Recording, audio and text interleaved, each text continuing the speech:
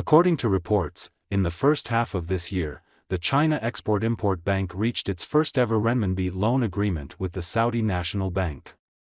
The funds from this loan will be prioritized for meeting the bilateral trade financing needs of both China and Saudi Arabia.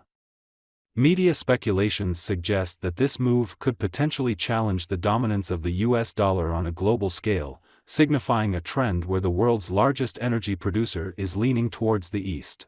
In addition to Saudi Arabia, Iraq has also established a platform for trade settlement using renminbi.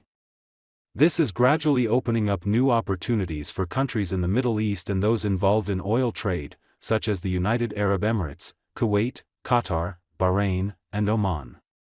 While Saudi Arabia has abundant funds of its own, using renminbi for transactions is more convenient.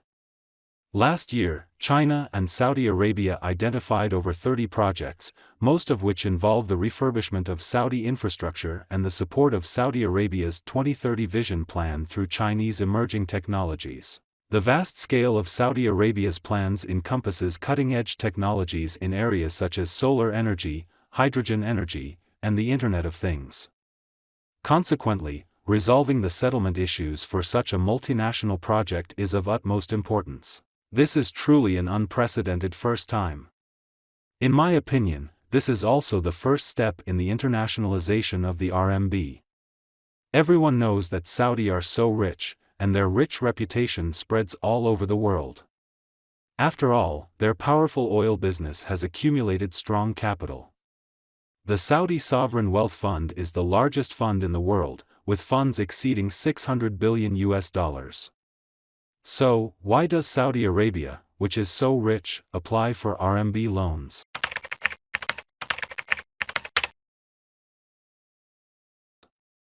Why is this also the first step for the RMB to break through the hegemony of the US dollar?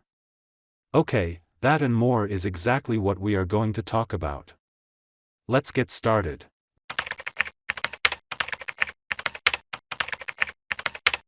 This is the first cooperation between the Export-Import Bank of China and a Saudi financial institution. When the Chinese head of state visited Saudi Arabia last year, everyone speculated that Beijing and Riyadh might sign a RMB settlement agreement.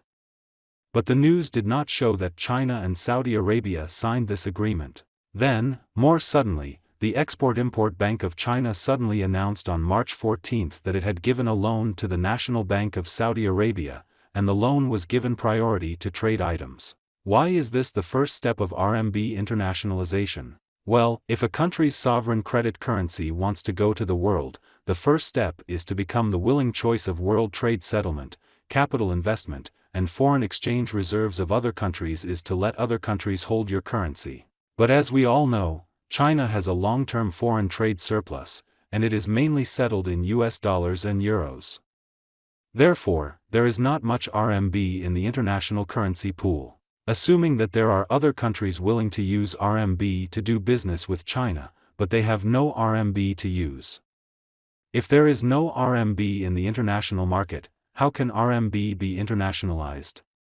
The best solution to solve this problem at this stage is actually to provide RMB loans to countries and regions that are willing to use RMB as the settlement currency to do business with China. In the long run, China needs to gradually transform from a country with a trade surplus to a country with a trade deficit. In short, the renminbi must be brought into the international community. But in the end, China must become a country with a trade deficit in order to gradually increase the number of renminbi in the international market.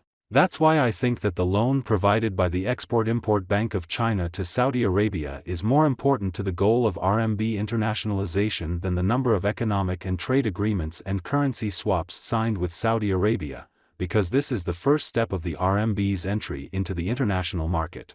So, why does Saudi Arabia, which is so rich, apply for RMB loans?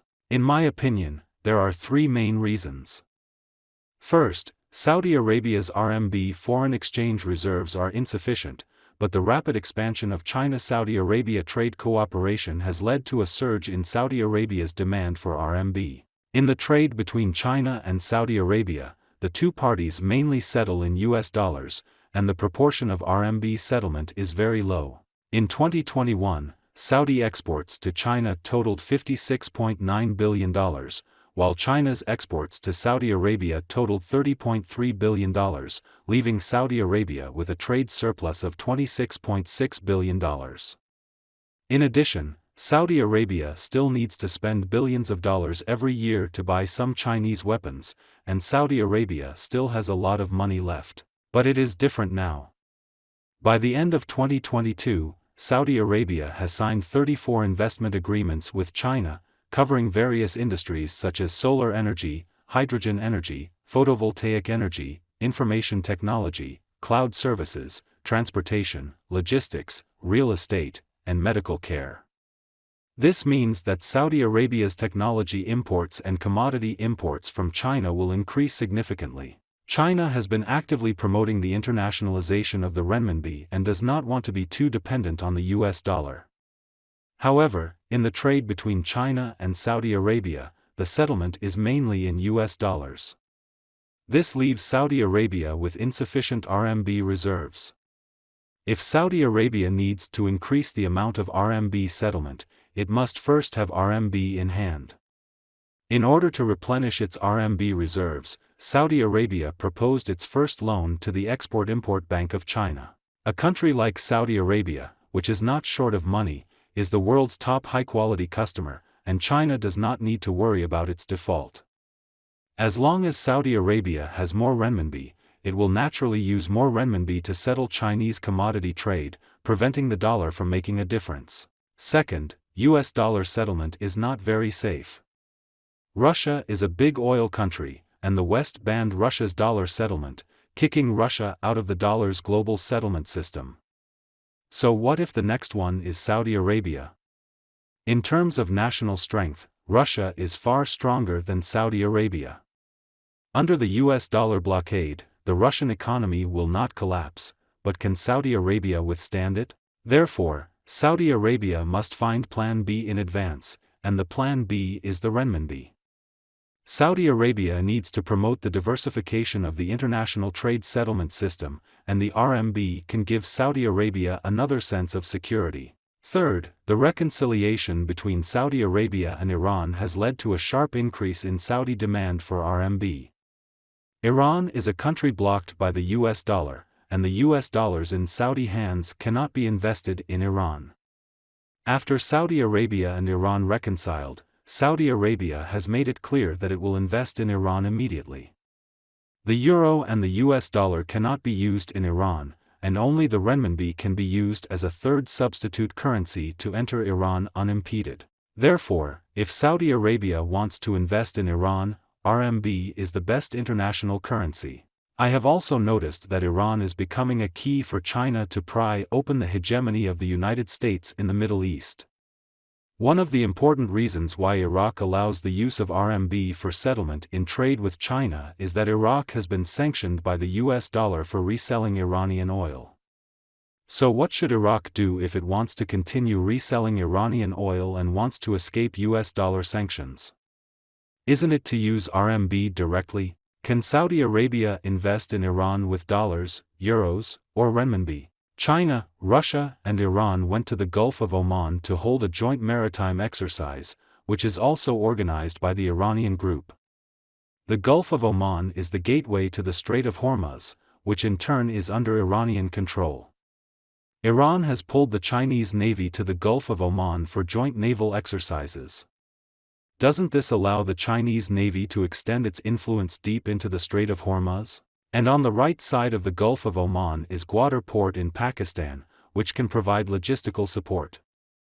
With a logistics support base, joint operations with teammates, and a training ground for exercises, and guarding the gate of the Persian Gulf, isn't the Chinese Navy gaining a firm foothold in the Middle East? The door of Iran's economic development was closed by the United States, but pushed open by China. Saudi Arabia and Iraq followed behind China, pulling Iran forward together.